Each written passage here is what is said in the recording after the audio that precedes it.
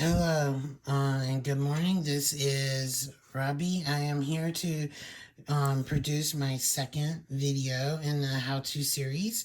This how-to series will be talking about how to do various things with knitting. And today I'm going to go ahead and start off with a Lifeline. I use this here tatting slash, I think it's a one weight yarn.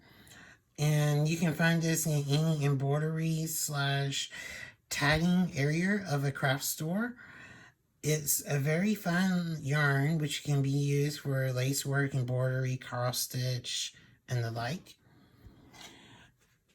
You can weave it in with your needles, especially if you have the addy clicks with the Lifeline where you bend the cable and put the Lifeline in, or if you have Knitter's Pride, Knitpro in Europe, Knitpicks, the Tiagu, Haya. I'm thinking some other brands. I'll have like a little eyelet hole right here where you put the key in to twist the furl so that it will join with the needle. You can put, whenever you take the key out, you can put in this here thread and basically do it just like you would a darning needle or an embroidery needle. Thread it through it as an eyelet, and then as you're knitting, it will go through your work and basically leave your work with a lifeline. Now, with a lifeline, you are, excuse me, with a lifeline, you're basically guaranteeing that you have the ability to strip your work down to a certain point and not lose stitches. An example of you losing a stitch is, say, you were working on a shawl and you had to do knit front, back, and front again, to make 3 stitches. In that regard, you had to take down past that point. When you take down past that point, you may lose where you did that particular stitch at. Therefore, by marking your place, and by using a lifeline, you can ensure the orientation of each of the legs is proper, and you can ensure that all of the work that you had below that lifeline is done correctly.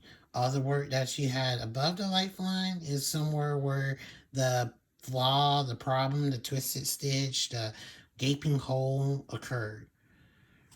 Okay? So now, why am I discussing this? Well, the reason I'm discussing this is because most people will use stitch markers in their work, okay? I mean, that's a fact of life, especially for a knitter. You're going to need to mark your work, especially transition zones like this garter stitch going into stockinette stitch. So that way you can ensure you're in garter stitch the whole time, or you're in stockinette the whole time. And like this here where I had a little boo-boo with a, looks like a twisted stitch, but might be just my tension was off. And this here one where I actually lost a stitch, quite literally. And it's probably one where I hadn't fixed yet. But over on this side, I lost a stitch. Probably one that I lost whenever I was demonstrating something in one of the previous videos I pre-recorded. That I'll fix it eventually. I'm not worried about fixing it for this video, but just know I caught my mistake. This here is a light bulb. So it's basically a light bulb stitch marker. This stitch marker, I can put it anywhere in this. So like for instance, I just found that mistake and I want to mark that mistake. So I open up the safety pin portion of this, go over here to the mistake so I can see the mistake on both sides. I'm going to take the whole loop around that stitch, and then I'm going to close the safety pin portion of it, provided I get it in the right spot. And then see, it's marked. Now, if I were knitting, I was trying to do this where the lifeline is, which the lifeline is this red line here. If I was trying to do that up here, and I use like one of these, for instance, I'll demonstrate by doing this here onto this, and then threading this here lifeline through. Okay, so with this here, I can take and say bring some yarn over, like if it was a stitch.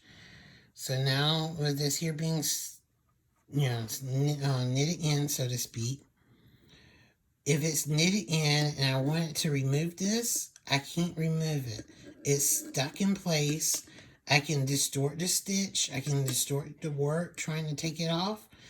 I'm not going to be able to get it off. I will have to cut the stitch in order to let it, go off. But if there's more stitches between me and that would be a bad idea. I can also, pull out the lifeline. But if I did that, then why was I using a lifeline in the first place? So, in this regard, these circular ones are useless. Okay? They're not something I would recommend anyone, especially beginners, using. And they're ones I was recommended to use when I first started. And since then, I don't like them. Now, the next ones I would recommend it was these here, which basically are just like this one here, and that green one. As you can tell, provided I can pick it up, it's got an open end that goes into the stitch, loops around, and then it's supposed to stay on like this.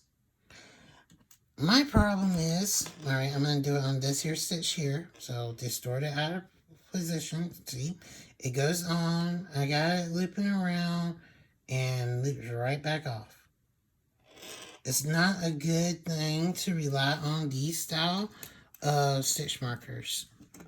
The best stitch markers to rely on are the Lightbulbs like this, that are basically nothing more than safety pins, and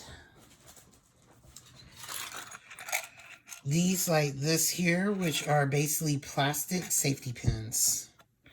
And let me open up this here case and I'll show you.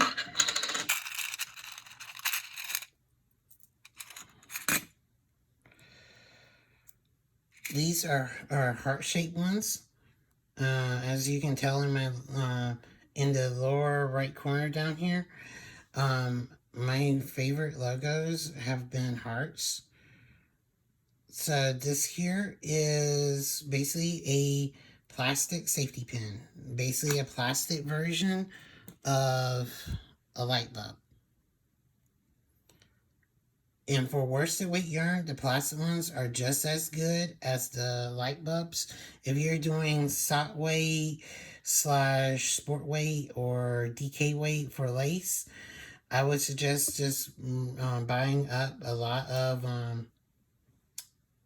the light bulbs, because they will help you better in that regard, because the yarn is so thin that ones like this will actually change your gauge if you have too many of them on there.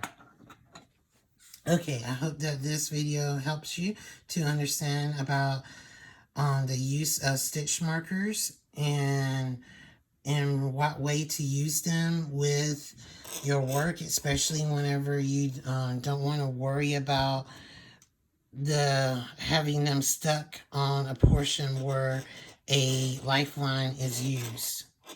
Like I just put this here one on that there lifeline portion there, and see, it went on without me having to re-knit it back in. But if I was using them others, it wouldn't have went on at all. Anyway, that there concludes this video. Please like, subscribe, and thank you for watching. Have a good the rest of your day.